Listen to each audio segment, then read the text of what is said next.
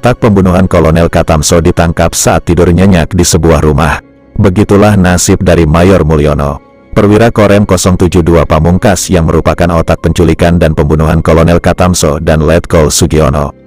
Kolonel Katamso ketika itu adalah Danrem 072 Pamungkas Yogyakarta, sementara Letkol Sugiono adalah Kepala Staf Korem 072 Pamungkas Yogyakarta. Dikutip dari skripsi berjudul, Peranan Sarwo Edi Wibowo dalam Penumpasan Gerakan 30 September tahun 1965 di Jakarta dan Jawa Tengah, yang ditulis oleh Gandhi Ramadan, mahasiswa Fakultas Ilmu Sosial jurusan Pendidikan Sejarah, Universitas Negeri Yogyakarta, diceritakan pada tanggal 18 Oktober tahun 1965. Keadaan di kota Boyolali masih sangat tegang. Saat itu di sebuah rumah yang ada di Kelurahan Karanggeneng, ada aktivitas yang mencurigakan. Sebuah mobil jeep datang, lalu mobil jeep tersebut berhenti di depan rumah tersebut. Aktivitas mencurigakan itu dipantau terus oleh anggota polisi lalu lintas. Brigadir Polisi Sarimin yang rumahnya tepat berada di depan rumah tersebut. Sarimin pun melihat, dari dalam mobil jeep yang berhenti turun seorang pria berpakaian kecoklat-coklatan. Wajahnya ditutupi menggunakan sapu tangan. Selain itu bagian kepala di atas mata dan kaki kanannya dibalut menggunakan kain. Terang saja, Brigadir Sarimin makin curiga. Lalu, dengan terus dipantau Sarimin, pria yang mencurigakan itu masuk ke dalam rumah yang diketahui itu adalah rumah milik Lurah Karanggeneng yang bernama Citro Sudarmo. Tidak lama, turun pula dari dalam mobil 4 orang pria yang sepertinya mengawal pria yang mukanya ditutupi sapu tangan. Semuanya terus dipantau oleh Brigpol Sarimin. Salah seorang dilihat Brigadir Sarimin menyerahkan tas yang dibawa ke dalam rumah. Kemudian, setelah beberapa menit keempat pengawal tersebut kembali ke mobil jeep. Tak lama setelah itu mobil jeep meninggalkan rumah lurah tersebut. Semua aktivitas mencurigakan itu semuanya tak luput dari pantauan Brigadir Sarimin.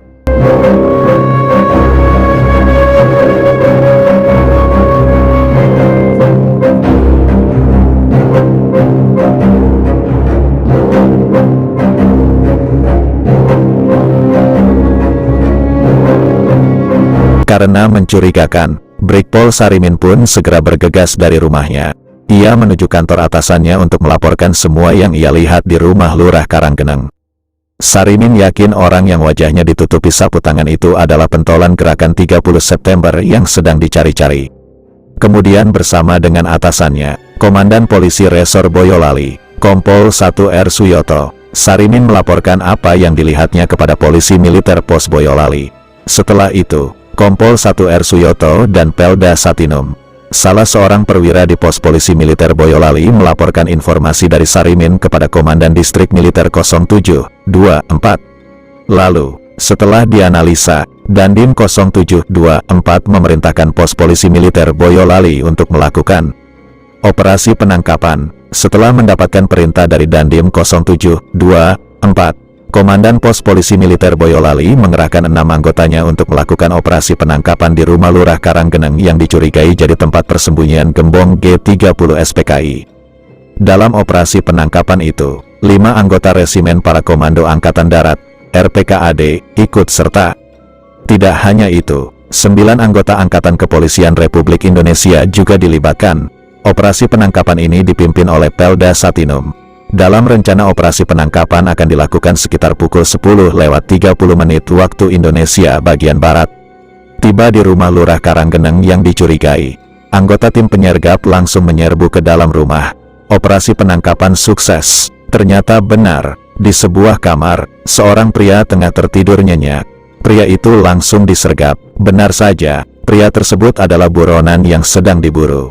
Dia adalah Mayor Mulyono, perwira Korem 072 Pamungkas Yogyakarta yang memerintahkan penculikan dan pembunuhan Kolonel Katamso dan Letkol Sugiono. Ketika dilakukan penangkapan, pemilik rumah yakni Lurah Karanggeneng tidak ada di dalam rumah. Rupanya, Lurah Karanggeneng, Citro Sudarmo sedang pergi ke Solo. Dalam operasi penangkapan Mayor Infanteri Mulyono, tim penyergap menemukan barang bukti tas yang berisi pakaian, sepucuk pistol FN-46 dengan 30 butir peluru, surat-surat, dan uang Rp25.000. Setelah barang-barang tersebut disita, operasi penangkapan di rumah kelurahan dinyatakan selesai. Semua anggota penyergapan kembali menuju pos polisi militer Boyolali dengan membawa Mayor Mulyono.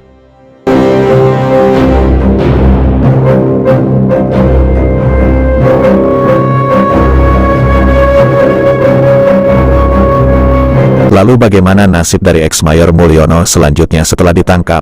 Mengutip Julianto Ibrahim dalam buku Malam Bencana 1965 dalam Belitan Krisis Nasional, bagian 2 konflik lokal, setelah ditangkap, ex-Mayor Mulyono kemudian ditahan. Lalu, setelah Mahkamah Militer Luar Biasa dibentuk, mantan anak buah Kolonel Katamso dan Letkol Sugiono ini diadili. Menurut Julianto Ibrahim, pengadilan terhadap ex-Mayor Mulyono yang dilakukan di gedung BPA Sekip tersebut dipimpin oleh Hakim Ketua Letkol CKH Sukarsono SH, AKBP Soekarno SH sebagai Hakim Anggota dan Letu CKH Sentot Haryo Mulyono SH sebagai Panitera Pengganti. Ex-Mayor Mulyono dituduh menggulingkan pemerintah yang sah di Daerah Istimewa Yogyakarta dan melakukan pemberontakan bersenjata di Daerah Istimewa Yogyakarta yang dilakukan dengan menggunakan pasukan dari Yonel, 800 pemuda rakyat, dan 2 kompi veteran. Selain itu, pada tanggal 29 September tahun 1965 pada jam 17.00 di kediamannya, terdakwa ditemui oleh pembina PKI Wiryo Martono untuk membicarakan adanya Dewan Jenderal yang akan mengadakan KUP dan tentang adanya gagasan sementara perwira menengah di Jakarta untuk membentuk Dewan Revolusi sebagai tandingan Dewan Jenderal. Kalau perwira-perwira itu bergerak, PKI harus membantu dan memihak kepadanya. Untuk itu maka pada tanggal 1 Oktober tahun 1965 diumumkanlah pembentukan Dewan Revolusi Daerah di Yogyakarta dan untuk itu ia harus menggeser Danrem 072. Sidang Mahmilub yang mengadili ex-Mayor Mulyono berakhir pada tanggal 14 November tahun 1965 dan ini merupakan sidang ke-9. Pada sidang ke-9 inilah berdasarkan bukti yang sah dan meyakinkan, ex-Mayor Mulyono dijatuhi hukuman mati. Pelaku pembunuhan Kolonel Katamso dan Letkol Sugiono lainnya yang berhasil ditangkap kemudian diadili adalah Pelda Kamil. Menurut Julianto Ibrahim, sidang Mahmilub yang mengadili Pelda Kamil berlangsung di Jalan Diponegoro. Bertindak sebagai Hakim Ketua Letkol CKH Sukarjono SH dan dibantu Letkol CKH Siswadi SH sebagai auditor. Sedangkan pembela dari ex Kamil ini adalah Liem Hang Hui. Ex Pelda Kamil ini oleh majelis hakim dijatuhi hukuman mati. Pelda Kamil, kelahiran Gerabak Magelang yang dalam peristiwa 1 Oktober tahun 1965 di Yogyakarta menjabat sebagai Danton Security Seksi 1 Yonel.